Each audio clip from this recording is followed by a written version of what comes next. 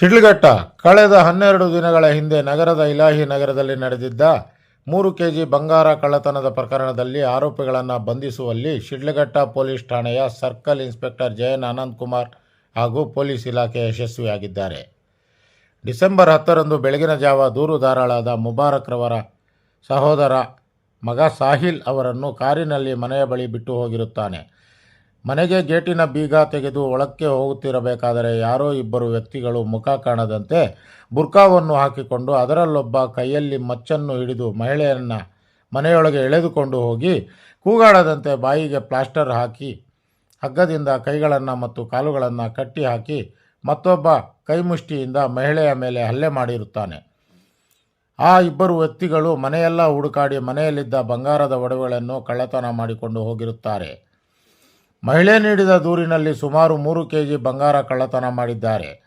ಪ್ರಕರಣವನ್ನು ದಾಖಲಿಸಿಕೊಂಡು ತಕ್ಷಣ ಪ್ರತ್ಯೇಕ ತಂಡಗಳನ್ನು ರಚಿಸಿ ಆರೋಪಿಗಳಿಗಾಗಿ ಬಲೆ ಬೀಸಿದಾಗ ಖಚಿತ ಮಾಹಿತಿ ಮೇರೆಗೆ ಪ್ರಕರಣದಲ್ಲಿ ಭಾಗಿಯಾಗಿರುವ ಆರೋಪಿಗಳನ್ನು ವಶಕ್ಕೆ ಪಡೆದು ಪ್ರಕರಣದಲ್ಲಿ 415 ಗ್ರಾಂ ಬಂಗಾರದ ಆಭರಣಗಳು, 819 ಗ್ರಾಂ ತೂಕದ ಬೆಳ್ಳಿ ಆಭರಣಗಳನ್ನು ಸೇರಿದಂತೆ ಒಟ್ಟು 60 ಲಕ್ಷ ಬೆಲೆ ಬಾಳುವ ಬಂಗಾರ ಮತ್ತು ಬೆಳ್ಳಿಯ ಒಡವೆಗಳನ್ನು ವಶಪಡಿಸಿಕೊಂಡಿರಲಾಗುತ್ತದೆ.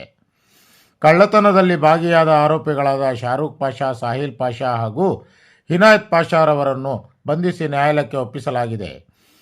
ಆರೋಪಿಗಳನ್ನು ಮತ್ತು ಮಾಲು ಪತ್ತೆ ಕಾರ್ಯವನ್ನು ಜಿಲ್ಲಾ ವರಿಷ್ಠಾಧಿಕಾರಿ ಕುಶಾಲ್ ಚೋಕ್ಸೆ ರವರ ನೇತೃತ್ವದಲ್ಲಿ ಎಸ್ಪಿ ಜಗನ್ನಾಥ್ ರೈ, ಡಿವೈಎಸ್ಪಿ ಮುರಳೀಧರ್ ಮಾರ್ಗದರ್ಶನದಲ್ಲಿ ಶಿಡ್ಲಘಟ್ಟ ಆರಕ್ಷಕ ವೃತ್ತ ನಿರೀಕ್ಷಕ ಜಯನ್ ಆನಂದ್ ಕುಮಾರ್ ನೇತೃತ್ವದಲ್ಲಿ ನಗರ ಠಾಣೆಯ PSI ವೇಣುಗೋಪಾಲ್, ಗ್ರಾಮಾಂತರ ಪೊಲೀಸ್ ಠಾಣೆಯ ಸತೀಶ್ ನಾಗರಾಜ್, PSI ಶ್ಯಾಮಲಾ, ಸಿಬ್ಬಂದಿಯಾದ ಸಂದೀಪ್, ಮುರಳಿ, ಕೃಷ್ಣ, ರವೀಂದ್ರ, ವಿಶ್ವನಾಥ್, ಜಗದೀಶ್, ಆಂಜನೇಯ, ಲಕ್ಷ್ಮಿ, ಮಂಜುನಾಥ್, ಅಶ್ವಥ್, ಸುನಿಲ್ ಕುಮಾರ್, ನರೇಶ್, ಸಂಪತ್, ವಾಹನ ಚಾಲಕ ಅಂಬರೀಶ್, ರವಿಕುಮಾರ್, ಮುನಿಕೃಷ್ಣ ಆರೋಪಿಗಳನ್ನು ಮತ್ತು ಮಾಲನ್ನು ಪತ್ತೆ ಮಾಡುವಲ್ಲಿ ಯಶಸ್ವಿಯಾಗಿದ್ದಾರೆ.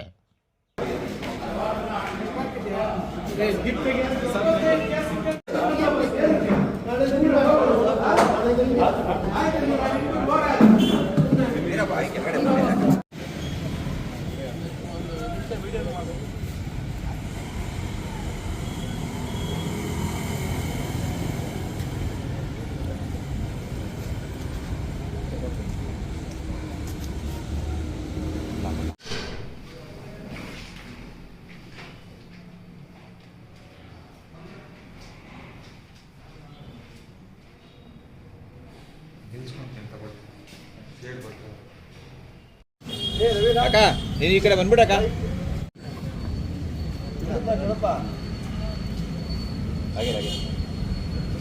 ಸರಿ ಈ ಕಡೆ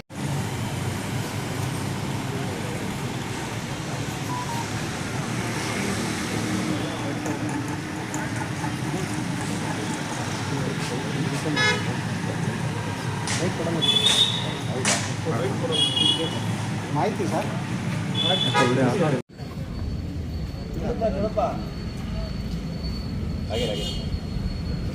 ಸರಿ ಈ ಕಡೆ